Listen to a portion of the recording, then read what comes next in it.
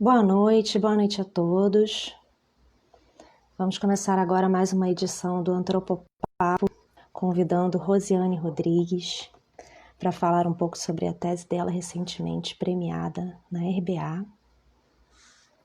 Vou aguardar um pouco para os convidados chegarem, para ela chegar, para os colegas.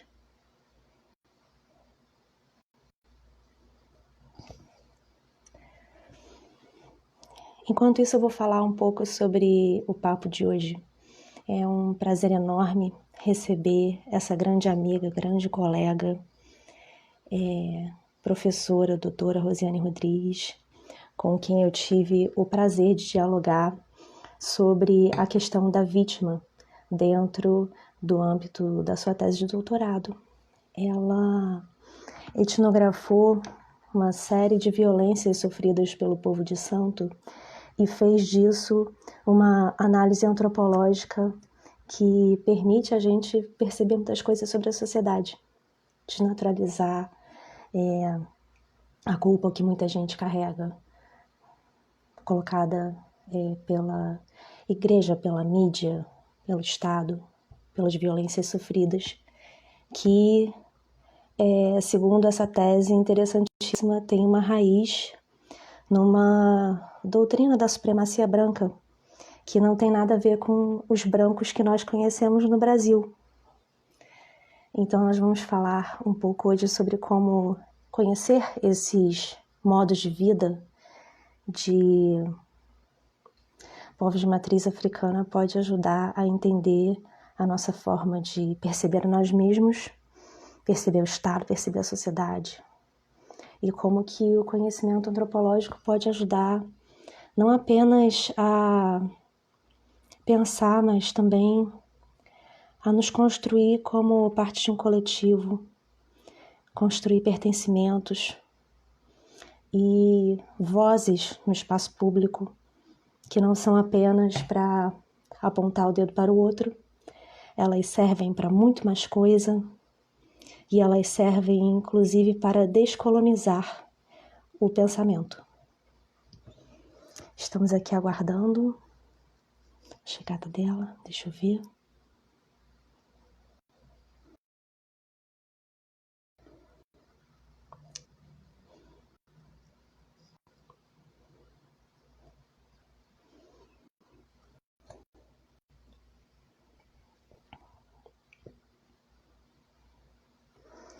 A minha tese de doutorado também tratou sobre o tema da vítima, da vitimização. Como não existe apenas uma forma de definir isso na sociedade brasileira. E por isso nós conversamos muito durante a escrita e pretendemos fazer um breve papo antropológico para que vocês possam compartilhar esse momento. E de conclusões maravilhosas, inclusive exclusivas do trabalho dela, né? No meu trabalho, eu tinha interlocutores diferentes.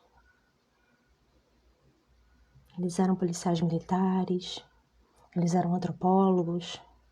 São outras vozes diferentes das vozes do povo de Santo no espaço público.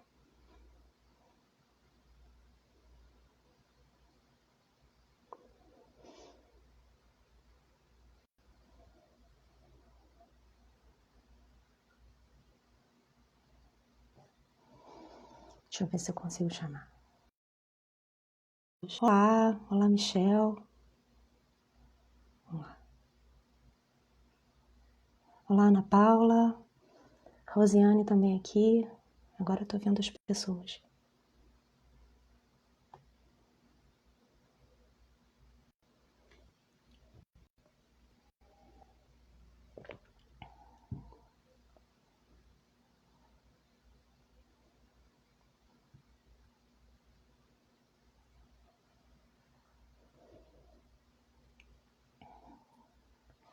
Vamos ver se a internet colabora.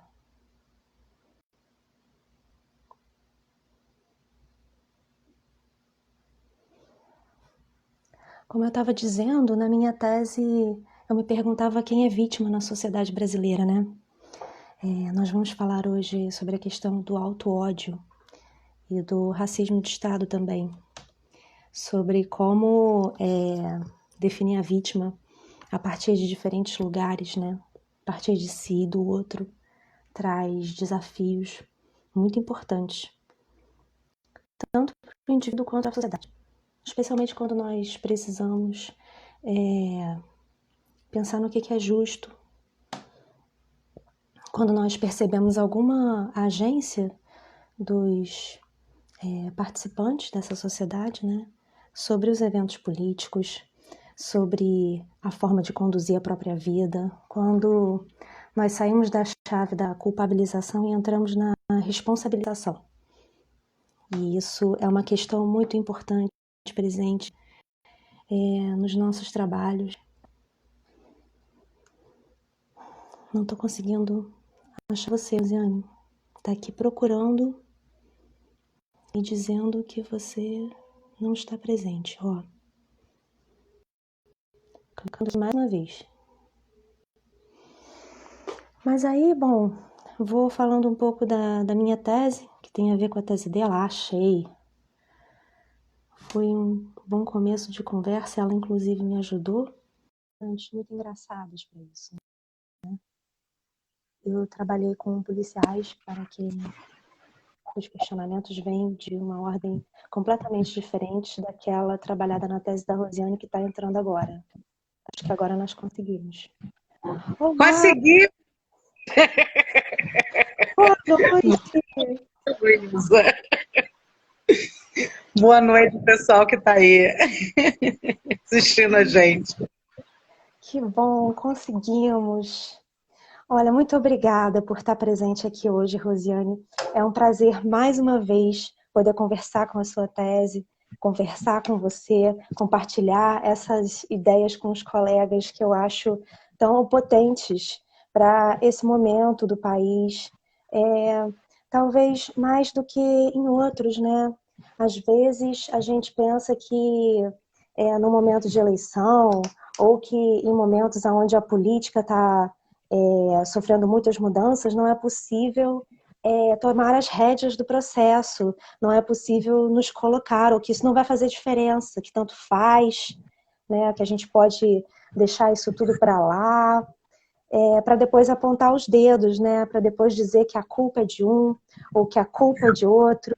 E a culpa é um dos grandes temas dessa conversa de hoje, né? Uma conversa que tem como nome ser vítima ou lutar por liberdade, auto-ódio e racismo de Estado. Ela está baseada nessa tese maravilhosa, premiada recentemente na Reunião Brasileira de Antropologia, e estamos aqui para conversar um pouco sobre isso. Então, passo a palavra para você, para dar boa noite aos colegas. Eu que agradeço o convite, eu que agradeço a participação.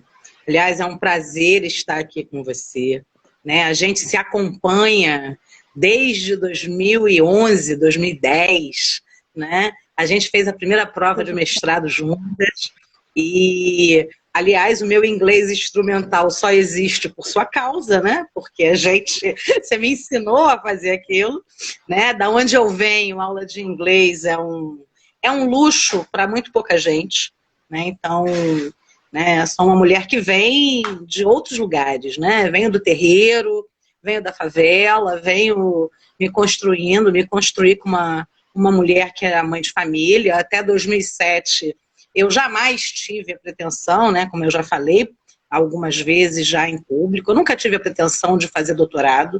Aliás, porque, como a Ana Paula diz, né, uma coisa é a gente ter sonho e a outra coisa é a gente delirar, né? A pós-graduação, para mim, sempre foi um delírio, né? Porque não era nem possível pensar alguma coisa nesse sentido, né? Eu entrei na pós-graduação com 40 anos, né? Então, da onde eu venho, o meu grande sonho era terminar minha faculdade de jornalismo numa faculdade que eu pudesse pagar, porque a universidade pública também era algo inacessível, né? Inclusive, ainda mesmo que fosse por cotas, né? Era algo inacessível para mim naquele momento. Então, assim, estar com você hoje aqui conversando, recuperar um pouco dessa história, dessa trajetória, né, é dizer que quando a gente fala da vítima, a gente não está falando, pelo menos na minha tese, né, e na sua também, né, muito das sacadas e dos insights, né, que tive sobre a dimensão da vítima, para pensar a construção da vítima de racismo religioso, eu busquei muito com você também, né, li sua tese, né, sua tese tem, apesar de termos campos muito diferentes, né, as nossas reflexões convergem, né, em vários sentidos. E um deles é pensar que a vítima que a gente está lidando não é uma vítima que se auto-vitimiza para o sentido da piedade, né? Não é uma coisa de se vitimizar ou se, na verdade, nem se vitimizar, mas se reivindicar como uma vítima para o processo de autopiedade, mas sim se reivindicar como vítima para a garantia de direitos, né? O que, no caso dos terreiros, é uma questão bastante complexa, viu, Luísa? Né? É bastante complexa exatamente porque o processo de vitimização, né, e aí a gente vai dialogar com uma série de autores, inclusive essa construção contemporânea da vítima, ela está muito ligada ao reconhecimento da humanidade. Né? Então a gente só vai dizer que o outro é vítima quando a gente reconhece, né? Vítima porque perdeu direitos, vítima porque foi discriminado, vítima porque sofreu agressão física, agressão psicológica, ou porque foi assassinado. Se a gente reconhece a humanidade, né? A chave de pensar vitimização está muito no reconhecimento, no reconhecimento do outro como humano, né? E eu acho muito importante interromper você, já que nós estamos numa live do Instagram, que inclusive está acessível para fora da academia, é importante falar que na antropologia a gente não está buscando psicopatas que se distanciam desse pertencimento à humanidade por não ter empatia com o outro. Por mais que exista uma série de indivíduos que não tenham essa capacidade, assim, isso é um outro campo, isso é uma outra história. A gente está falando de uma legitimidade oferecida pela mídia, oferecida pelas religiões, oferecida pelo Estado para não ter sensibilidade com certos públicos específicos. Porque não se trata de ser grupos gigantescos de psicopatas. São comportamentos socialmente construídos. Exatamente. É um comportamento socialmente construído de negar a humanidade, né? E, obviamente, a partir disso, né? Negar acesso a direitos, negar a possibilidade de você ser ressarcido pelo dano, né? De entrar na justiça, de chegar numa delegacia e registrar uma ocorrência. A gente está falando sobre isso, é como se constrói socialmente essa relação. Então, assim, desde 2008, a Ana Paula Miranda, aliás, eu conheço a Ana Paula no campo, né? Eu sou uma nativa que se constitui antropóloga, fiz o mestrado e doutorado na UF, né? Então eu conheço a Ana Paula Miranda no campo, e isso em 2008, quando eu já tinha a pretensão de querer entender o que era essa coisa que naquele momento a gente classificava como intolerância religiosa, né? Aqui nós estamos entre pessoas do INEAC, mas poucas pessoas, não sei se todo mundo sabe que eu sou uma Ialorixá, né? Eu entro na academia aos 40 anos de idade, já Ialorixá, já uma mulher de terreiro, constituída no chão do terreiro, né? E vítima de um processo judicial que me retirou a guarda do meu filho caçula. Então, isso em 2007. Então, em 2008, quando eu conheço a Ana Paula, quando a Ana Paula está fazendo campo, né, mudando aí uma série de chaves nas pesquisas da Ana, que já era uma pesquisadora consagrada na área da segurança pública, né, e a Ana Paula vai para esse campo entender o que a gente estava chamando de intolerância religiosa naquele momento, e eu já encontro ela com essa vontade de entender essas coisas. E assim, né, como é que um país que tem um arcabouço legal tão robusto em relação aos direitos civis dos negros, em relação aos direitos civis dos terreiros. Como é que esse país pode promover, né, o próprio Estado brasileiro pode promover, por exemplo, uma ação que retire a guarda de uma mãe porque ela é do candomblé? Quer dizer, isso não é uma coisa incomum, isso não é uma raridade, isso é uma coisa que acontece de praxe, né? Em menos de 2 ou 3 anos, eu conheci pessoalmente pelo menos 6 mulheres que tiveram as suas guardas, a guarda dos seus filhos retiradas, por conta do seu pertencimento religioso. Então, assim, isso não foi uma coisa que aconteceu comigo, isso acontece no Brasil inteiro, né, em várias de família, e até porque a gente olha, é muito comum olhar o racismo pela justiça criminal, né, mas o racismo, essa forma de discriminação, né, porque a gente pensa, ela está presente na vida cotidiana das pessoas, né, na vida cotidiana. E, assim, essa construção social da vítima de racismo religioso, Luísa, ela lida muito diretamente com o que a gente, na tese, com o que eu tenho classificado na tese de auto-ódio.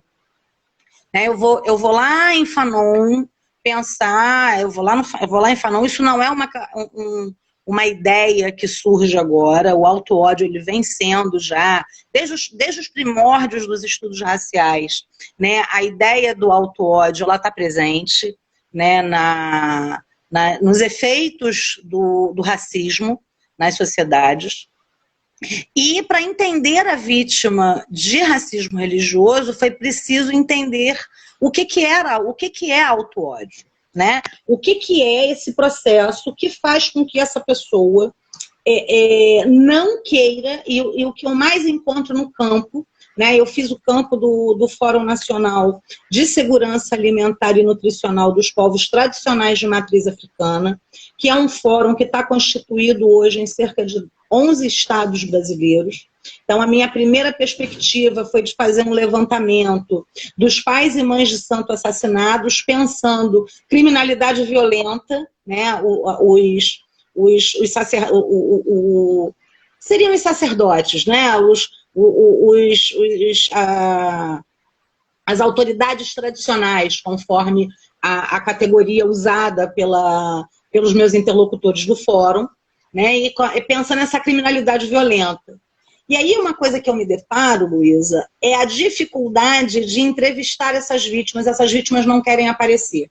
Eu já tinha um dado do campo, né, o dado da pesquisa do mestrado, de que as vítimas de racismo religioso, elas não tinham nenhuma pretensão de procurar o aparato estatal, né, seja na delegacia, seja no Ministério Público, para denunciar, até que fosse para denunciar o racismo, para denunciar esse tipo de vitimização, muito menos para cobrar direitos. Então, o que eu identifiquei já em 2016, já em 2015, 2014, quando eu termino de defender o mestrado, é que os terreiros no Rio de Janeiro já estavam usando estratégias informais para administrar esses conflitos. Como, por exemplo, procurar pais e mães de santo que fossem pessoas que entendessem de lei, e aí não precisava nem ser um advogado, ou nem ser mesmo um bacharel, mas elas procuravam um interlocutor numa coisa de sofrer uma vitimização de racismo na escola, o filho sofre, né? Ou então no hospital, né? Nesses níveis de vitimização, quando era um racismo cometido pelo gerente da padaria, né? Então eles procuravam alguém da redondeza, com alguma legitimidade social, que entendesse e aí esse entender de leis significa também o reconhecimento daquela comunidade em relação a esse pai ou mãe de santo. E elas pediam, e era essa pessoa, esse pai ou mãe de santo, que ia, né, que vai na escola ou no hospital, enfim. E essa administração informal de conflitos, ela não é possível, por exemplo, no caso da expulsão dos terreiros nos territórios de domínio armado. Né? Essa administração de conflito ela tem um limite, que é informal. Né? Mas o que se vê nos interlocutores, já na minha pesquisa de mestrado, era a recusa, e não é a recusa pela recusa. É a recusa porque os interlocutores não são burros, né? Eles pensam. Né? E eles são eles que fazem o campo. Eles são os agentes do campo, né? E eles já sabiam, lá em 2015, a gente já tinha esse dado, de que eles não acreditavam nem na polícia, né? Até por conta de uma dimensão histórica de perseguição da polícia, mas eles também não confiavam na justiça. Né? E aí a gente vai... Né? Oi? Que noção de coletivo, pensando um pouquinho o que você está falando, como é interessante a noção de coletivo que as pessoas têm, os pertencimentos locais construídos muito antes das instituições que a gente ensina na escola para as crianças que vão defendê-las no futuro. Ou que a gente ensina nas eleições, que a princípio poderia talvez tutelar elas, mas que não é bem assim. Né? Nas tradições democráticas, essa discussão, essas vozes, elas precisam estar presentes. E aí você está falando justamente de vítimas que não têm voz. Você falou de 6 mulheres e isso me impressionou de alguma forma, porque eu não sabia que esse era o número de pessoas com quem pessoalmente você tinha tido contato ao longo desse tempo. Eu sempre soube que tinha uma dimensão, que essas pessoas estavam ali, mas, de alguma forma, a gente sempre acabava falando a partir de outros termos. E essa voz foi se construindo na conclusão da sua tese. E isso é muito interessante, né? Como que escrever sobre isso ajuda a gente a sair do senso comum, de uma ideia de que a vítima na sociedade brasileira, ela precisa ser tutelada, silenciada, e que ela absolutamente não pode sair mais dessa condição. Que uma vez que ela foi marginalizada, estigmatizada com o rótulo de vítima, ela não pode ser um cidadão, ela não vai poder participar de um coletivo com a mesma autoridade dessas pessoas, dessas autoridades locais que foram lá restituir a honra, né? Que foram na escola tentar construir de novo aqueles laços que, por mais precários que fossem, era a forma de coletivo que as pessoas se permitiam estabelecer, se permitiam viver. E como que isso está presente hoje em dia, né? Quantas pessoas não usam máscara na rua? Quantas pessoas não acham interessante, importante votar no domingo? Quantas pessoas não acham que importa quem que os candidatos defendem? Ou se elas se percebem representadas ali ou não? A gente está falando de... Mas veja só, Luísa, essa característica da administração informal dos conflitos, né, que a gente identifica já no Rio de Janeiro, lá em 2014, ela tem algumas questões que não são necessariamente dessa ordem.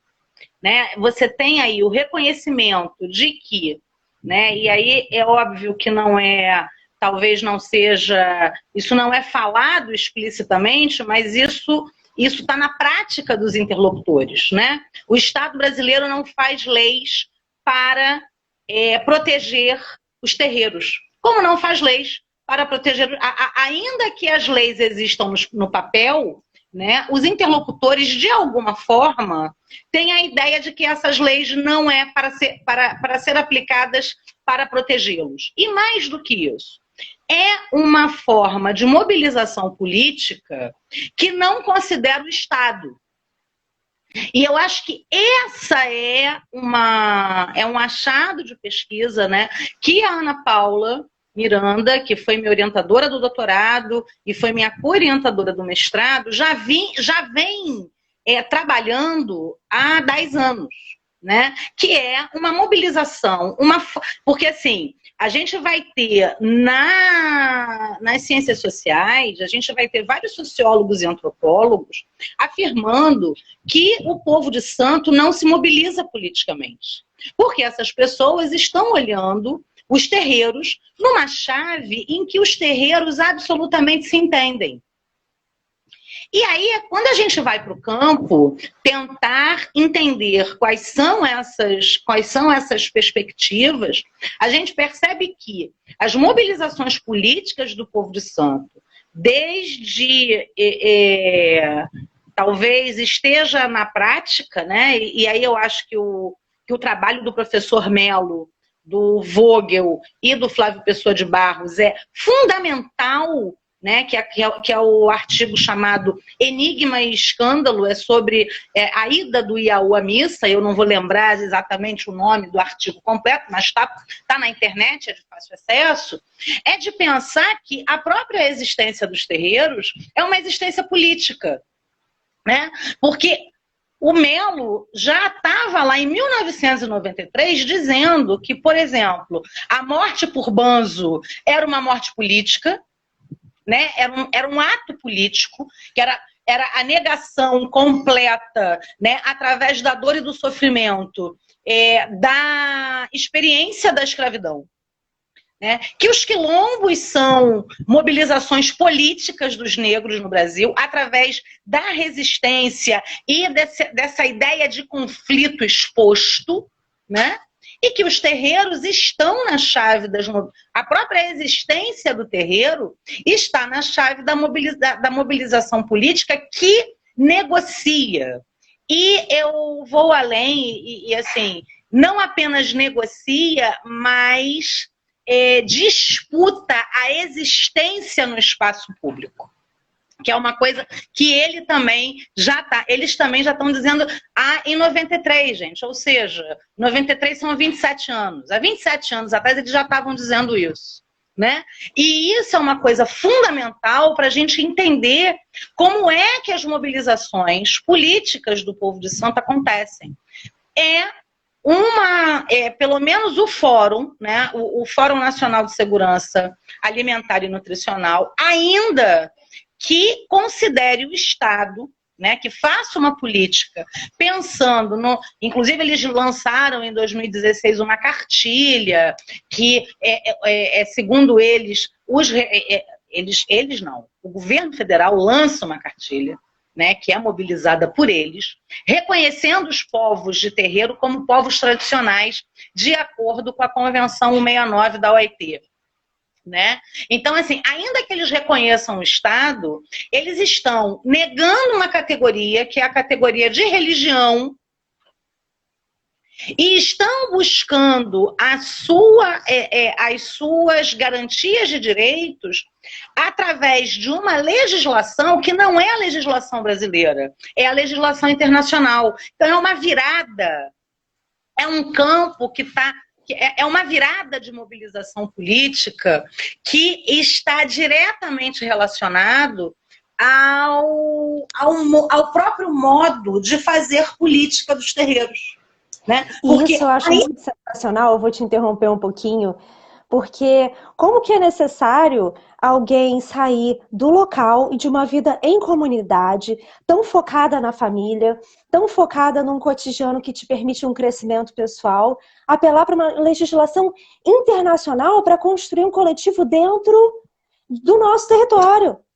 De um território estabelecido nas fronteiras brasileiras, aonde seria interessante para todo mundo pensar num coletivo. E aí, uma coisa muito interessante, maravilhosa da sua tese.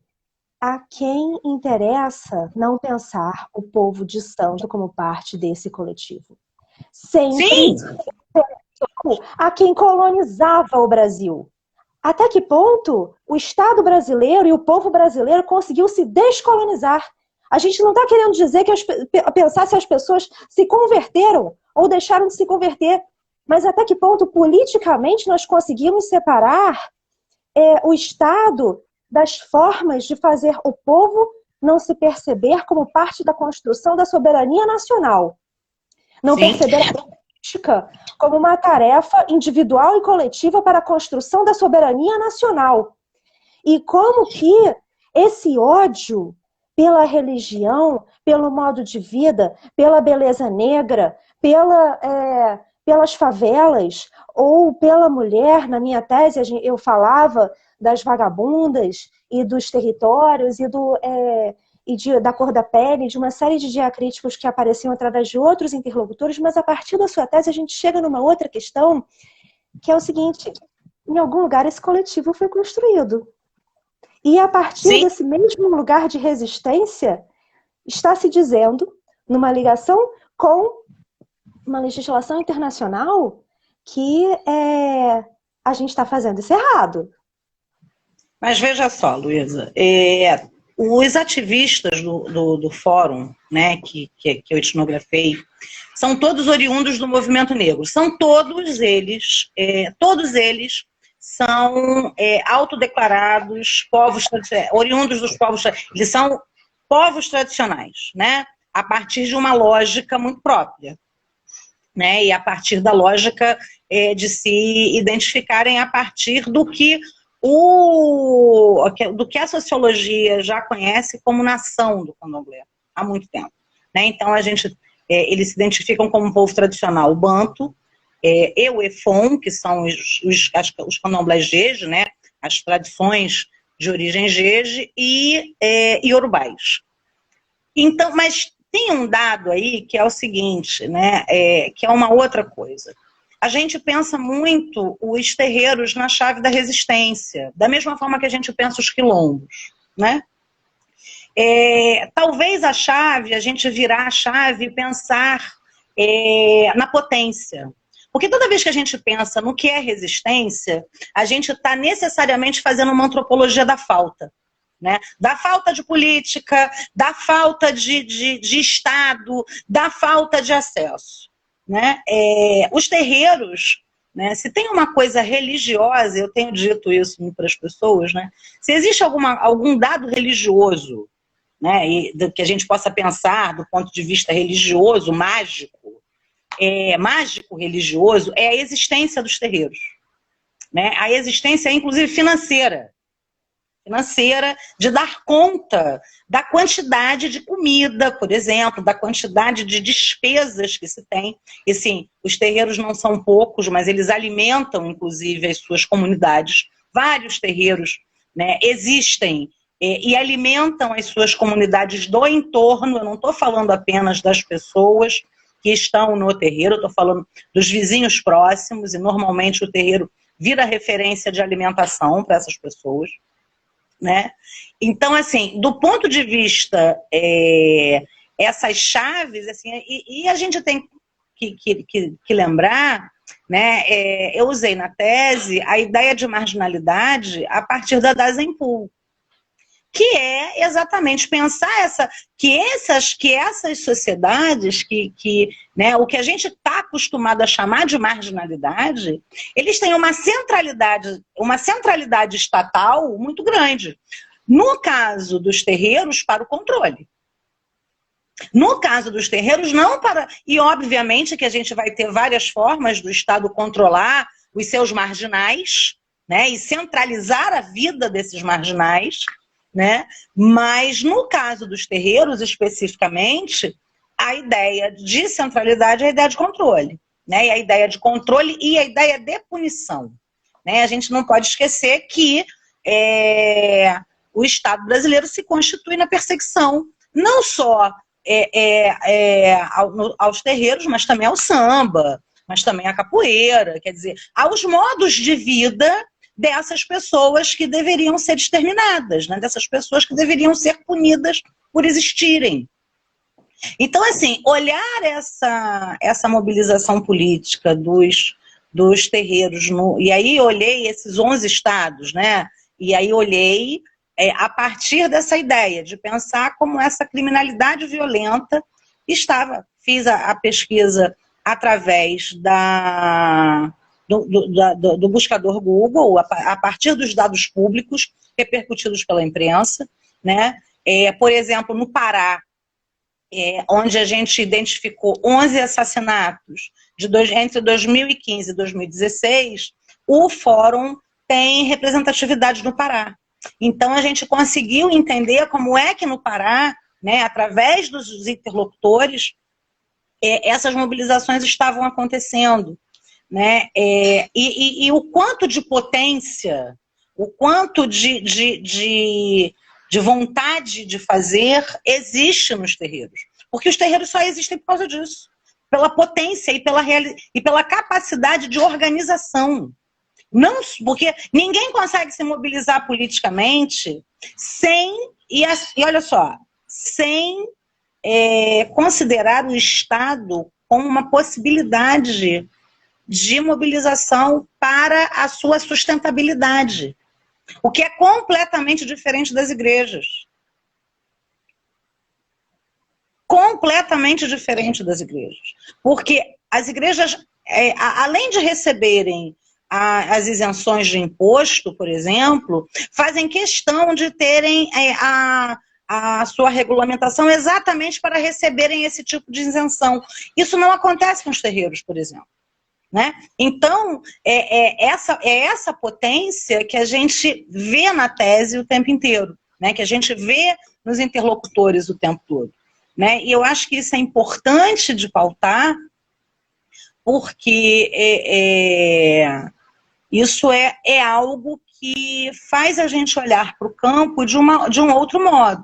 Né? Essas pessoas não saíram e não estão, assim, uma das coisas que os interlocutores do fórum têm de demanda é que os terreiros sejam reconhecidos como consulados dos seus respectivos países dessa origem mítica.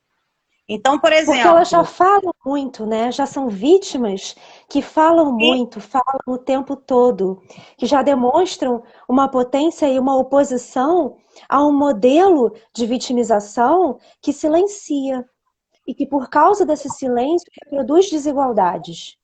Então, o terreiro sempre foi um problema.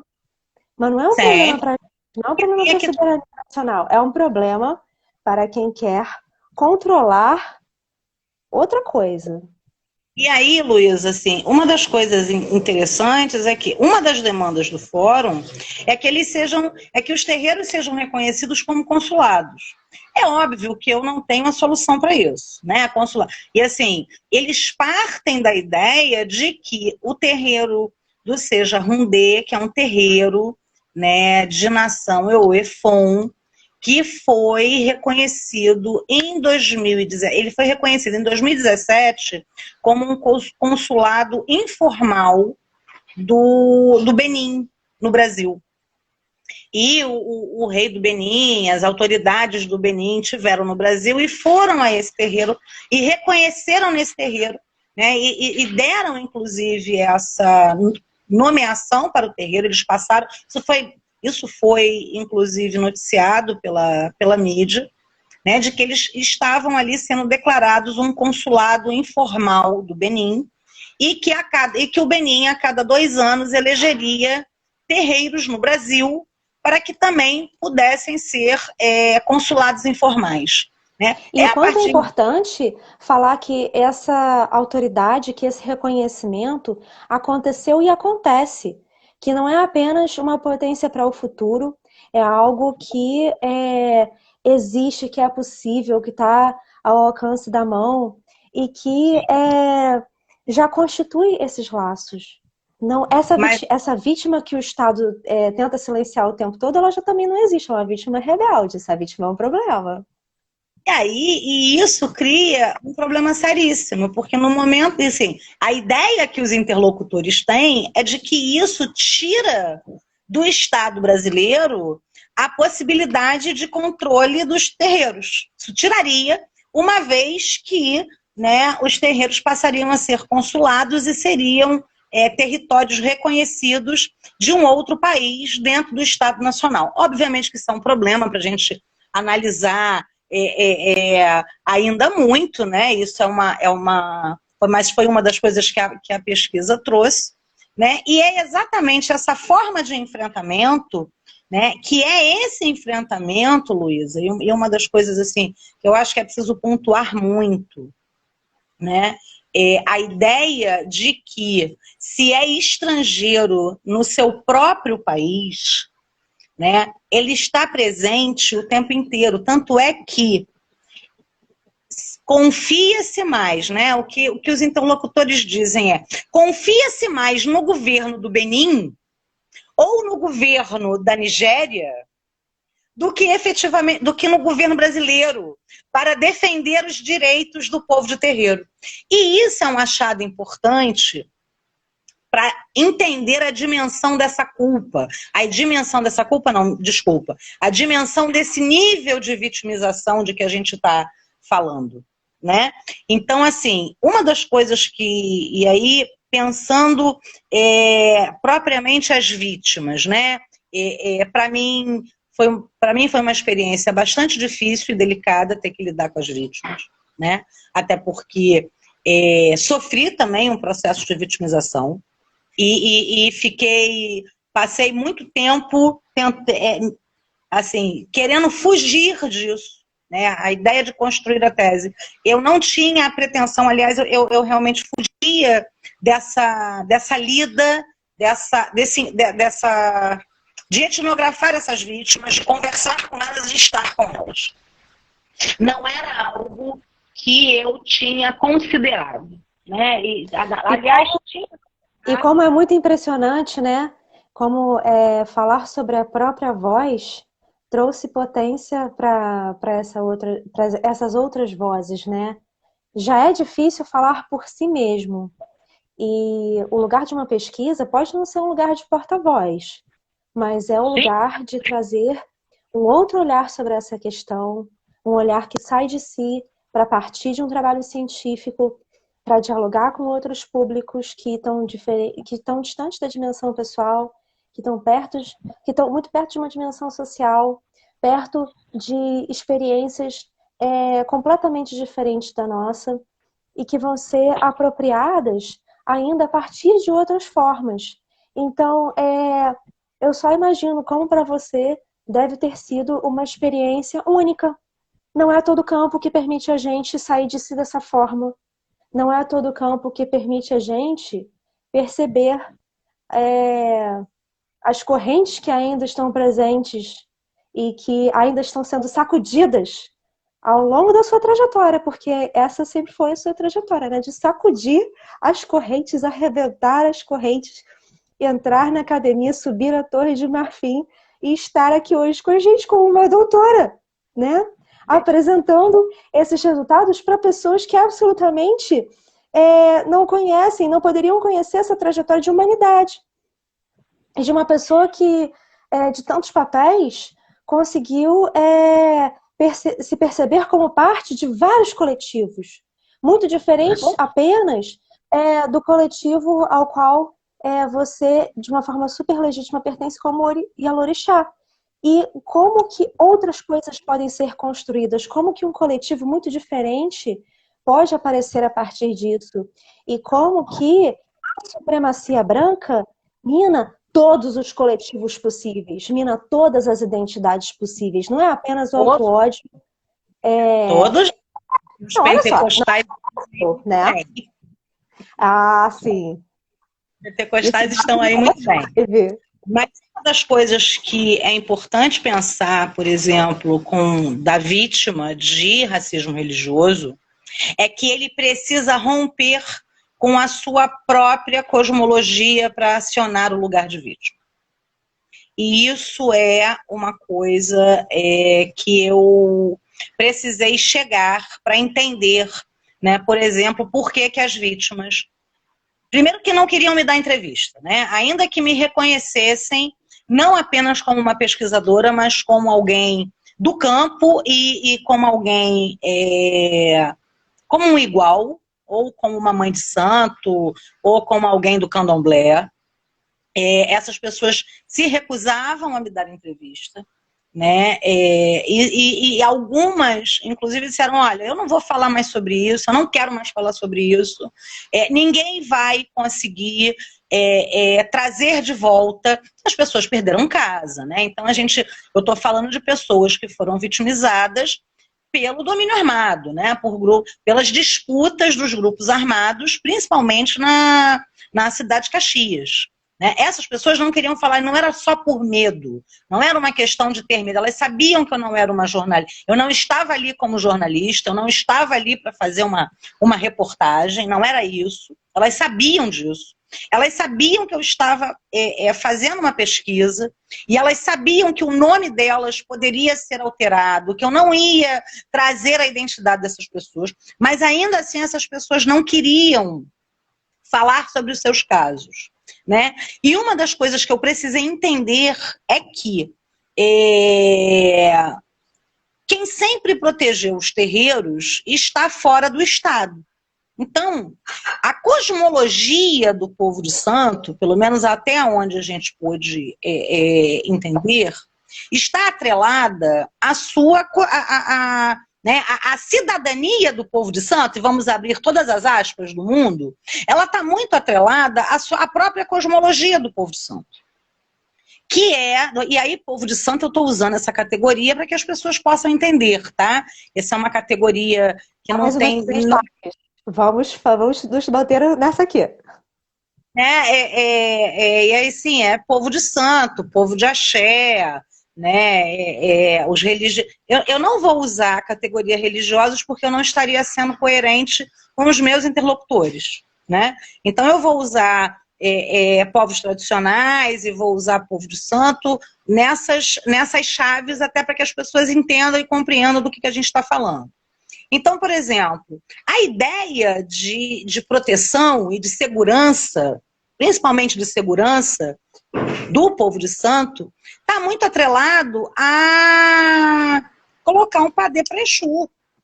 Porque é Exu quem protege nos caminhos. Né? A ideia de não ter problemas com a polícia, né, e de não ter nenhum problema que pare numa delegacia está muito relacionada à forma como você trata Ogum. Né? Ter um problema com a justiça, por exemplo, está muito relacionado à forma como você trata Xangô.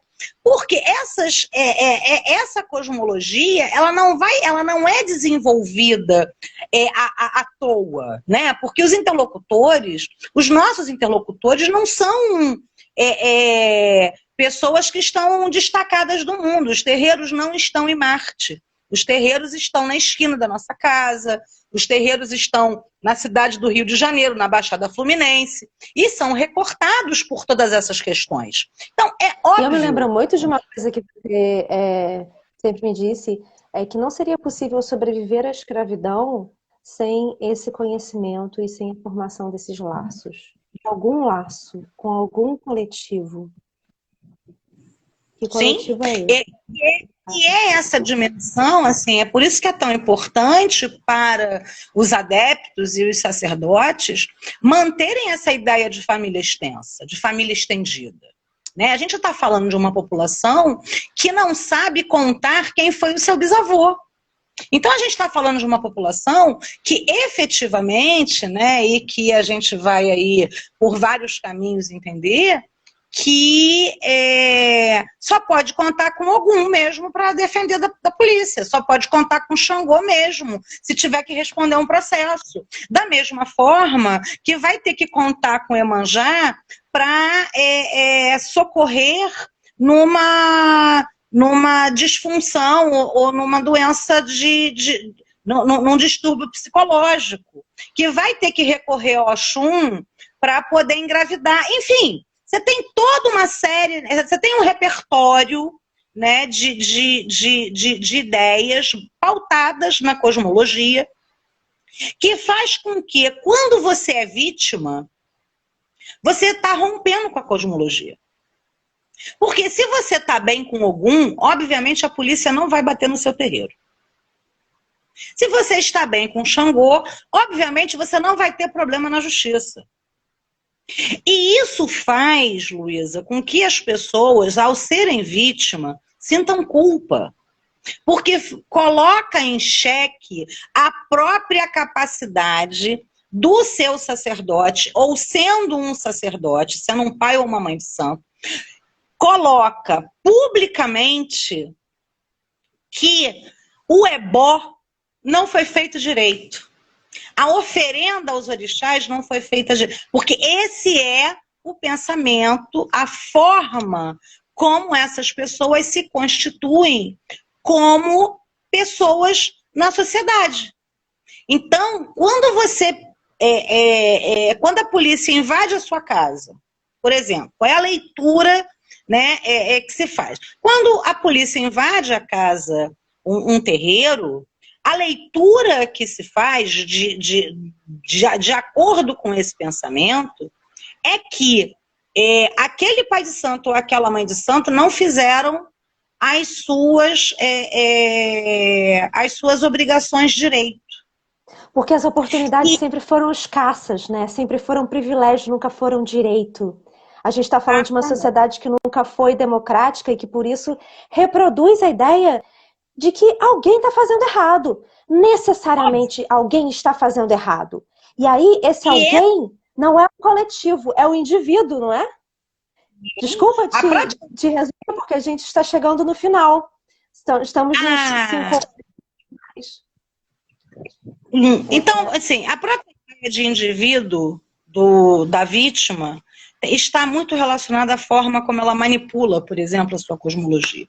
E isso foi um achado de pesquisa que eu acho que é uma coisa importante da gente trazer, porque ela está diretamente pautada pelo auto-ódio, diretamente pautada pelo racismo de Estado, né? E isso é algo que foi um dos achados da pesquisa e que eu trouxe alguns casos, inclusive, né, conversei sobre...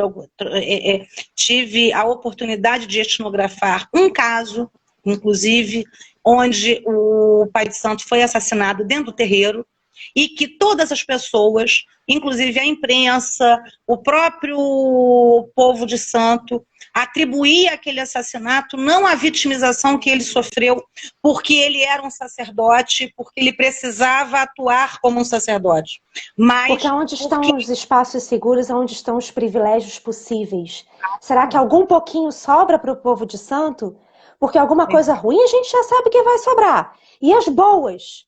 Que controle a gente tem sobre isso? Dói muito ver pessoas humanizadas sofrendo. E essa é uma questão que perpassa todo o seu trabalho. Porque esse coletivo, onde brancos, negros, de todas as classes sociais, de todas as origens, se considerem como um coletivo de soberania nacional, eles não conseguem se ver a partir dessa lógica por causa da reprodução de uma dominação colonial que marginaliza os povos de santo. Porque é muito fácil não sentir a dor do outro e não sentir a urgência de parar de vitimizar. Porque essa pessoa não pertence àquele lugar. A ideia é que a pessoa não pertence. Mas os terreiros, assim, a ideia dos interlocutores e que está presente na tese é que os terreiros realmente não pertencem ao Brasil.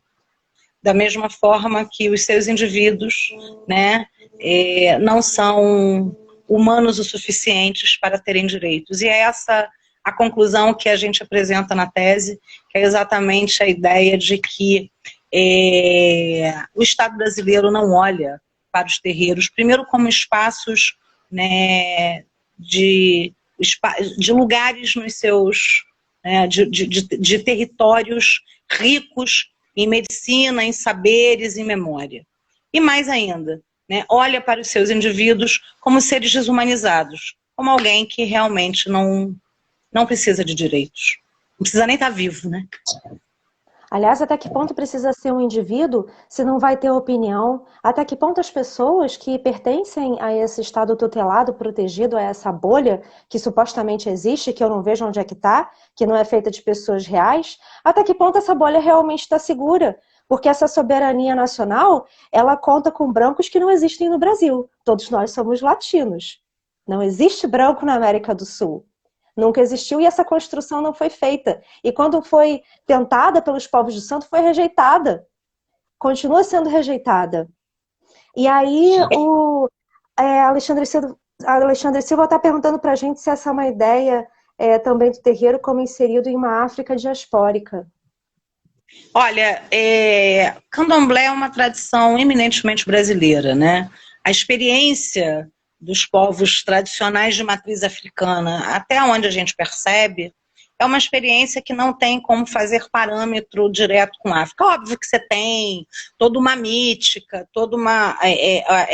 a cosmologia e as formas que essas pessoas se orientam no mundo está muito voltada para a dimensão da memória, do aspecto memorial.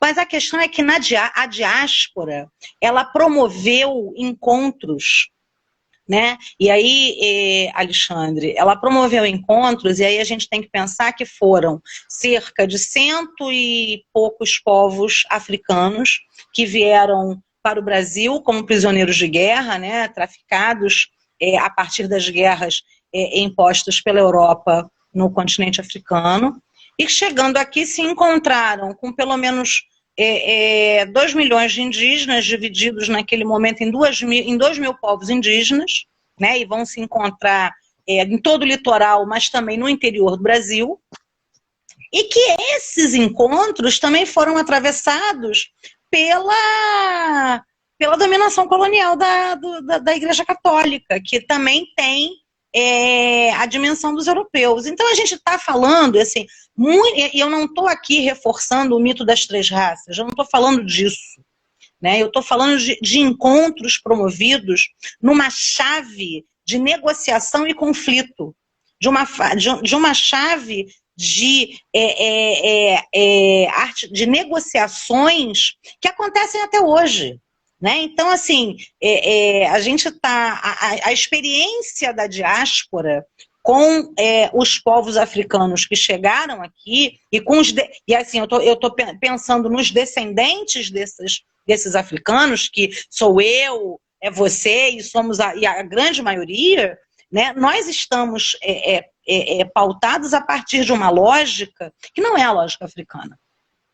A lógica africana não serve para pensar os terreiros, não serve para pensar as práticas das dezenas de expressões e tradições de matriz africana no Brasil. Né? Fazer essa comparação Brasil e África, ela faz com que a gente perca, inclusive, a potência que foram e ainda são esses encontros, né? Quando a gente vai olhar para a pagelança no norte do país, quando a gente vai olhar para o batuque no sul do Brasil, quando a gente vai olhar para os caboclos da Turquia na região nordeste.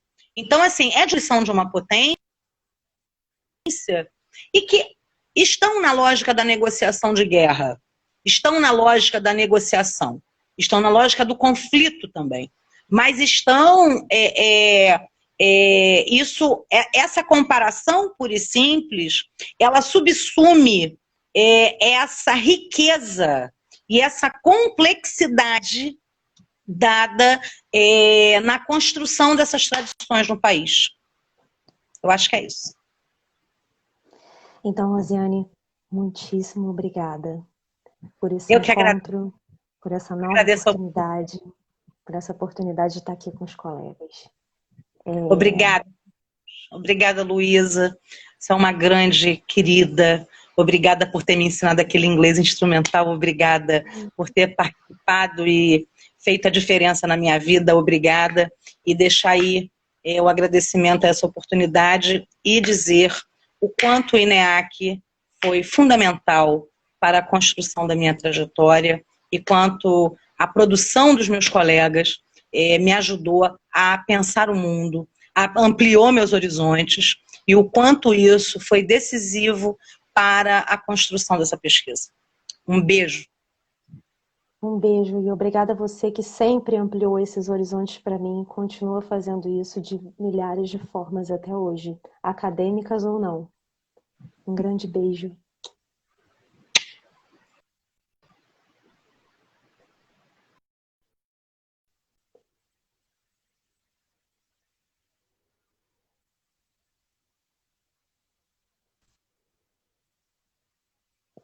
Obrigada, pessoal. Só tentando encerrar aqui e gravar.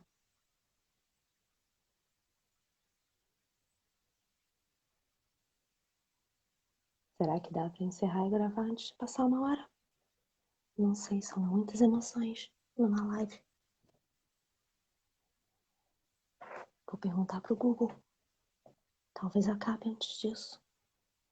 Mais um beijo para todos. Muito obrigada por estar aqui até esse momento. Deixa eu lá como encerrar e gravar.